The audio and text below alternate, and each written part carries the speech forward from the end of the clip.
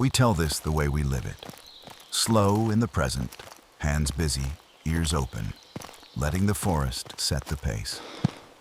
We arrive before the light has fully decided what color it wants to be. The trail is still cool, and our breath has that faint metallic taste it gets when the air is clean and cold. Under our boots, needles compress with a soft give, and every few steps a twig snaps with a dry, polite crack, like the forest clearing its throat. We don't come with machines. No generator hum, no extension cords, no bright work lights turning night into day. Just what we can carry, what we can pull on a sled, what we can make with patience. We come as two people who want something small and honest. A tiny place made of logs, hidden deep enough that the wind is louder than any road. The first job is listening. We stand still and let the place talk over us. A creek somewhere downslope, not loud but steady. A woodpecker tapping in bursts that sound like someone testing a drum. The high, thin whistle of something small moving through the brush. The air smells like damp soil and resin and last year's leaves breaking down into sweetness. We walk the contour slowly, looking for flat ground that isn't too flat. Because flat in a forest can mean water has nowhere to go. We want a little rise, a place where rain will slide away instead of pooling under us. We find it after a long, quiet search. A clearing no wider than a living room, bordered by young fir and a few older pines with bark like stacked plates. When we step into the center, the light changes. The canopy opens just enough for a pale beam to reach the ground and soften there, like it's being poured. We can feel our shoulders lower without talking about it. This is the spot. The forest feels open, but not exposed. Close, but not crowded. We set down our packs and walk the perimeter, making a rectangle with our steps. Tiny cabins are forgiving, but only if the first lines are true. We pace out a footprint that makes sense for the logs we can handle by hand. Not too wide, not too long. A place for a stove, a bed platform, a small table, and a loft for sleeping when we want to be above the damp. We mark corners with sharpened sticks and a loop of cord. The cord pulls tight between stakes with a soft, singing tension. We check diagonals, adjust, check again. The rhythm is calm. Step, look, breathe, move the stake a finger's width. Pull the line, watch it settle. And this is where everything begins, quiet geometry in soft earth. Before we cut anything, we clear. Not with violence, not with the impatient hacking that leaves ragged wounds, but with care. We move deadfall first. Branches lift and scrape over needles with a dry whisper. We stack them neatly, because later they become firewood, kindling, or a windbreak. We rake the ground with a forked stick, pulling away loose debris until the soil shows through in patches, dark and alive. There's a moment where we both stop and look down at the bare earth inside our cord lines. It feels intimate, like uncovering skin. This place has been covered and protected, and now it's open because we asked it to be. We take a second and thank it in our own silent way. Then we work. For the first days, the forest gives us materials like gifts left on a doorstep. Straight saplings for temporary supports. Fallen logs already down, seasoned by time. Stones by the creek, rounded and heavy, perfect for piers. We decide early we won't dig a full foundation. We'll build on stone piers and a raised sill, letting air move under the floor and keeping our logs away from ground moisture. We spend a morning at the creek, choosing stones. It's slow, satisfying work. We roll them with our palms and feel their weight. Cold seeps into our fingers through wet rock. Water slips over our knuckles, and the sound is constant, soft, like fabric being shaken out. We carry stones in a canvas sling, two people lifting at once.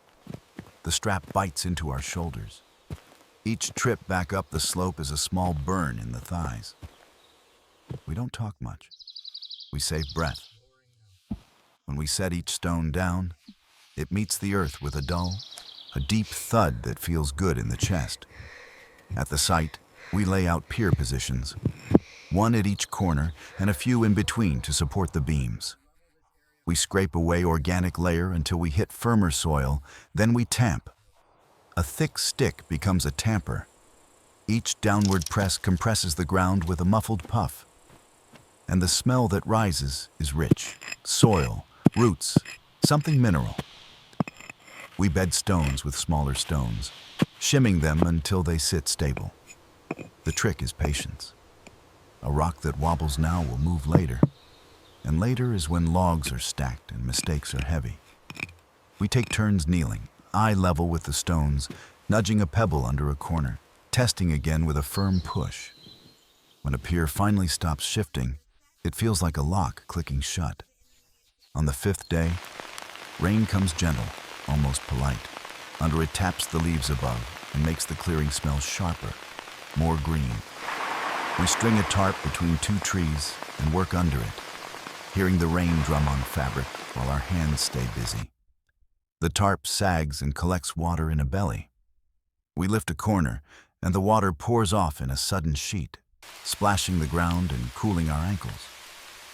We start selecting our main logs. We want straight trunks, not too big to move, not too small to feel flimsy. We choose trees already down where we can. When we must cut, we cut with respect and with a plan. Only what we need, choosing crowded areas where thinning helps the stand. The axe bites with a crisp sound, and chips fly pale and sweet smelling. The scent of fresh-cut pine fills the air until it feels like we're breathing sap. When the notch deepens, the tree begins to speak differently, and there's a low creak, a subtle shift.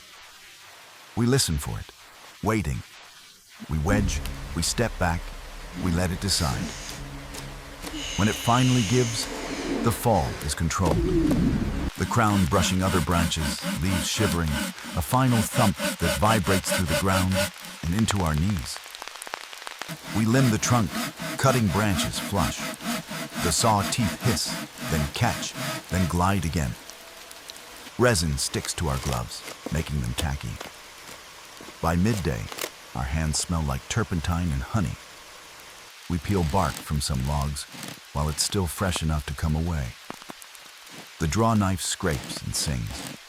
Curls of bark fall like long brown ribbons and pile at our feet. Moving logs is its own ritual. We don't try to be heroes. We lever with poles. We roll with peavey-like hooks we make from a bent branch and cord. We lay down smaller poles as rollers, and when the big log glides over them with a reluctant, heavy grace. Every movement is slow enough to be safe.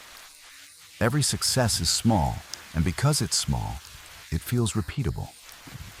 By day 12, the stones are set and our sill logs are ready. We choose the straightest, most solid logs for the bottom course. We trim them to length, squaring ends with careful axe work and a few clean saw cuts. When the first sill log settles onto its stone piers, the sound is a deep wooden knock, like setting down a heavy book. We check for level with a simple water level. Clear tubing we brought, ends held against 2 points. The water line is honest. It doesn't flatter. It shows us where a stone is high by a finger width, where we need to shave a log or slip another shim under a pier. We adjust until the water rests the same in both ends, and then we breathe out at the same time without planning it. The floor beams come next.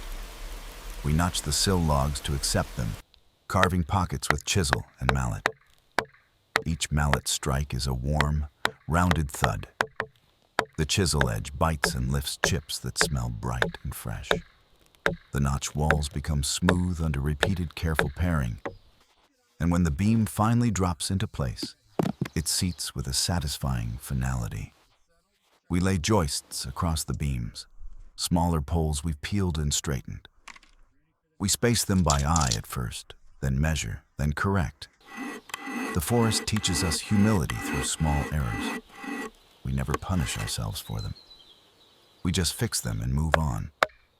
For the floor, we split planks with a froe and mallet, working through straight-grained sections. The froe sinks, the mallet drives, and the log opens with a slow, fibrous tear that feels like the wood is sighing. The inside grain is pale, almost glowing. We plane the roughest parts with a hand plane, and thin shavings curl away like dry petals. We lay the planks down and pin them with wooden pegs. We drill peg holes with a hand auger that groans as it turns. The auger pulls itself into the wood when it wants to. Our job is to keep it straight, to feel the resistance and ease up before it binds. When the peg goes in, we drive it home with the mallet until it sounds solid, no hollow ring. On the first evening, we can stand on the floor frame without stepping on dirt. We linger there. Our boots thump softly on the new surface. It flexes a little, then holds. We look at each other and smile without showing teeth, the kind of smile that stays private. The sky beyond the trees is turning the color of ash and peach. We keep going. Walls are the heart of a log cabin, and they demand precision. We choose a simple corner joint we can cut consistently. Saddle notches that cradle the log below, locking the walls together by weight and shape. Each notch begins with marks, 2 pencil lines, a few knife scribe cuts, then the axe. The axe work is rhythmic. Chop, chop, pause. Chips scatter and land on the floor frame with light ticking sounds. We trade tasks depending on fatigue. One of us marks and measures, the other cuts. Then we switch. It keeps us even. It keeps the cabin truly ours, not one person's project carried by the other. As the first wall logs stack up, the clearing changes. Lines appear where there were none. Shadows fall differently. The structure begins to hold space. Sometimes we step back and see the two of us framed inside a rectangle of logs, and it feels like the forest is letting us borrow a shape from it. By day 28, the walls are knee-high. We can lean our forearms on the top log and look out over the clearing like it's a balcony. The smell of the interior is already different. Less leaf mold, more clean wood. Wind moving through the trees still reaches us, but now it has to find a way through the notches and gaps, and the sound shifts slightly, a little softer. We know gaps are coming.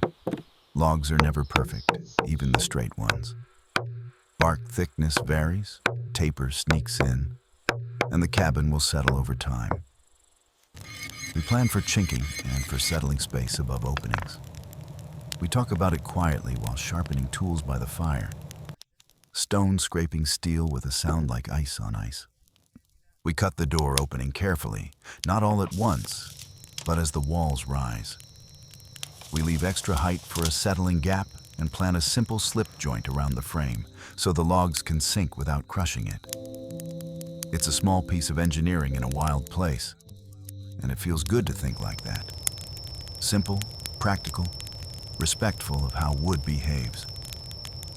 When the walls reach waist high, we start thinking about the roof, because the roof is what makes a shelter a home. Rain can be gentle for days, and then one afternoon it can arrive like a curtain thrown hard across the world. We need pitch. We need overhang. We need something that sheds water and holds snow. We decide on a gable roof with a loft under the peak. It gives us headroom where we need it and keeps the cabin compact. We cut ridge supports from sturdy poles, and we set them on the top logs with notches that cradle them securely. Lifting them into place is a 2-person move. Slow and careful. The pole scrapes slightly as it settles, and the cabin seems to exhale, accepting its first hint of height. By day 41, the wall logs are chest high. Inside, the air is still. Outside, the forest keeps moving. The difference is noticeable now. When we step inside to rest, The wind noise drops, replaced by the soft creak of logs as they settle into each other. It's not scary. It's comforting, like a house clearing its throat. We start hewing a couple of longer logs into beams for the loft. We square them with the axe, then smooth them with adze and plane. The adze bites in small scoops, leaving a scalloped texture that catches light. When our palms slide over the beam, we can feel each shallow hollow. It reminds us that this place is handmade, and we like that. Loft beams go in first, then loft joists. We lash temporary supports, then remove them once the structure can hold itself. When we step onto the loft frame for the first time, it's higher than we expected. The cabin feels like it has a second breath now, a place above where warm air will gather. We work through small setbacks without drama. A tool handle loosens and needs wedging. A log checks and splits slightly, and we rotate it so the check faces inward where it won't catch rain. A measurement drifts, and we correct by shaving a notch rather than forcing a fit. The cabin teaches us to never force wood. Forcing always returns later. By day 60, we are ready for rafters. We cut pairs from straight poles, notch them at the ridge and at the wall plate, and lift them into place one by one.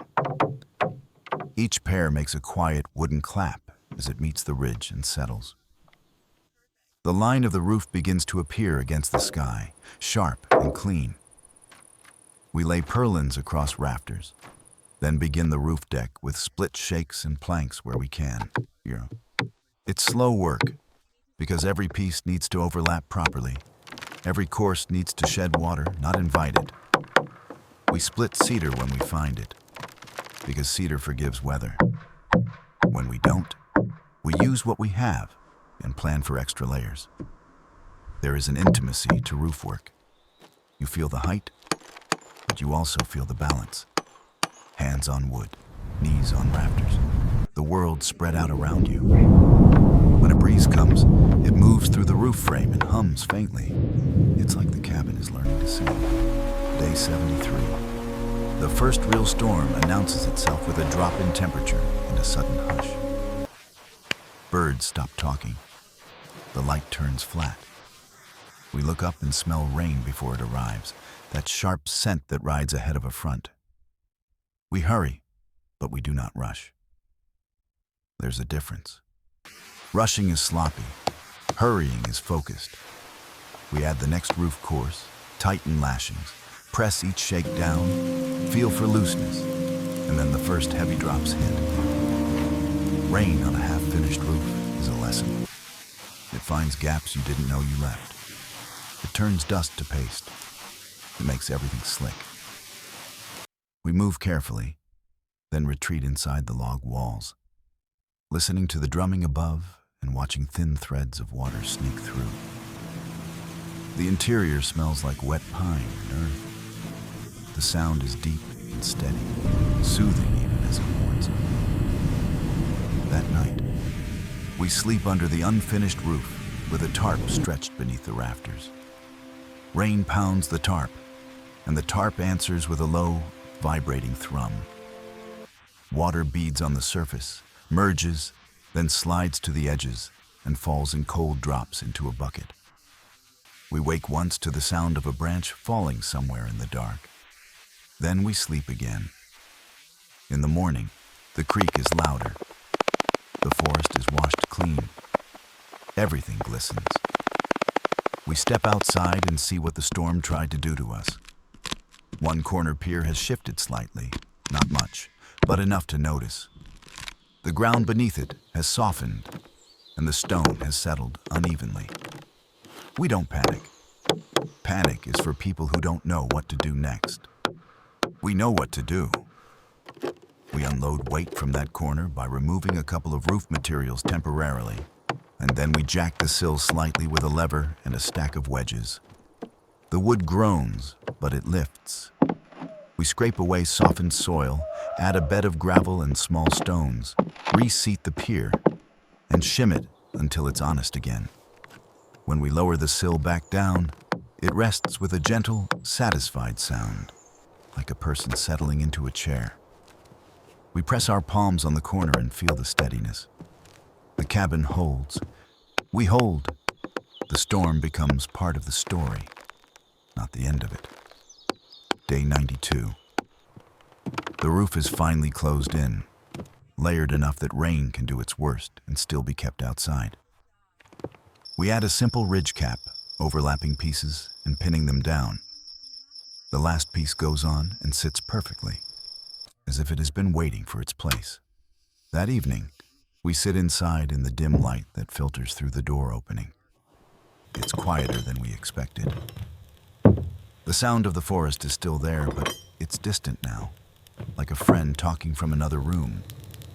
Our voices naturally lower. We don't need to whisper. The cabin makes us calm all on its own. Now we turn to the gaps. Chinking is the slow work that makes a cabin livable. We gather clay-rich soil from a bank near the creek, mixing it with sand and chopped dry grass. We knead it with our hands until it becomes a heavy, pliable paste. It sticks under fingernails. It smells like minerals and wet stone. We pack the mixture into gaps, pressing it in with fingers and a flat stick, smoothing the surface. The texture is cold and dense. When it dries, it will tighten. We also use moss in places, pushing it into deeper cracks first, then sealing over it. The moss smells green and alive, and it compresses with a soft spring. Day 110. We frame the door. We use straight boards and pegs, building a simple, sturdy frame that can slide as the logs settle. We hang a door we make from planks, braced diagonally. The hinges are simple, made from scavenged metal and careful drilling. When the door swings for the first time, it makes a low, satisfying creak. The latch clicks. The sound is small, but it changes everything. Windows come next, and we keep them modest. Too much glass is a promise to the weather. We create two small openings, one facing east to catch morning light, one facing west for evening. For glazing, we use what we can carry and what we can find. Small panes salvaged from an old abandoned shed deeper in the woods, cleaned gently, edges wrapped, set into frames with thin strips of wood. And when the first pane goes in, the light changes inside. It becomes shaped. It has edges now. Sunlight makes a rectangle on the floor, and dust motes drift through it, slow and patient. We stand in that rectangle and let it warm our faces. Day 127. We build the stove base from stone, stacking and fitting pieces like a puzzle. Each stone is chosen, turned, set down, tested. The sound of stone on stone is dry and gritty. We build a small firebox lined with clay, then a simple chimney that rises and exits through the roof with careful flashing made from layered bark and salvaged sheet metal. The first fire inside the cabin feels ceremonial.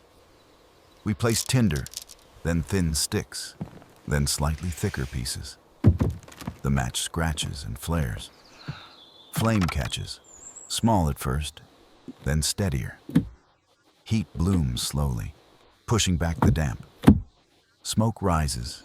He hesitates, then finds the chimney and pulls upward in a steady draw.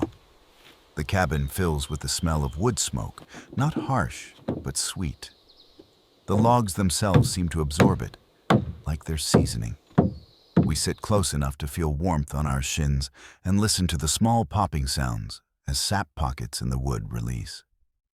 Outside, the forest cools toward evening. Inside, we are making our own weather. Day 140. We build the bed platform. It's simple. 2 sturdy rails, cross slats, a surface of plain boards. We lash and peg joints, making sure nothing squeaks under weight. We fill a mattress tick with dry grasses and soft needles, layering it until it has spring. When we lie down on it for the first time, it rustles quietly and then settles under us.